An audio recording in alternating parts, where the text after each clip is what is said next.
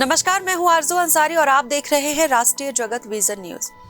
सरगुजा जिले के ऐतिहासिक रामगढ़ पहाड़ी में एक दिल दहला देने वाली घटना घटी, जहां परिवार के साथ मंदिर में दर्शन करने पहुंची 7 साल की मासूम बच्ची बंदरों से डरकर भागी और 200 फीट गहरी खाई में गिर गई।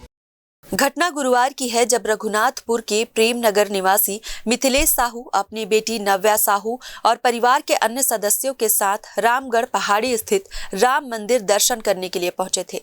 दर्शन के बाद जब परिवार जानकी तालाब से चंदन कुंड लौट रहा था, तभी अचानक बंदरों के झुंड ने हमला कर दिया। इससे घबराकर नव्या भागने लगी और पैर फिसलने से वह खाई में गिर गई। मौके पर हड़कंप मच गया। सूचना मिलते ही प्रशासन हरकत में आया। एसडीएम, तहसीलदार, पुलिस और वन विभाग की टीम ने तुरंत बचाव कार्य शुरू किया।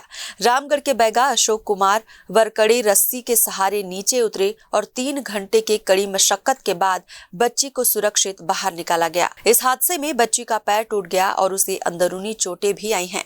फिलहाल उसे सामुदायिक स्वास्थ्य केंद्र उदयपुर में भर्ती कराया गया है, जहां उसका इलाज जारी है। रामगढ़ पहाड़ी में हर साल चैत्र नवरात्रि पर मेले का आयोजन होता है, जहां हजारों श्रद्धालु दर्शन के लिए पहुंचते हैं। लेकिन पहाड़ी क्षेत्र में बंदरों की बढ़ती संख्या श्रद्धालुओं के लिए खतरा बनती जा रही है।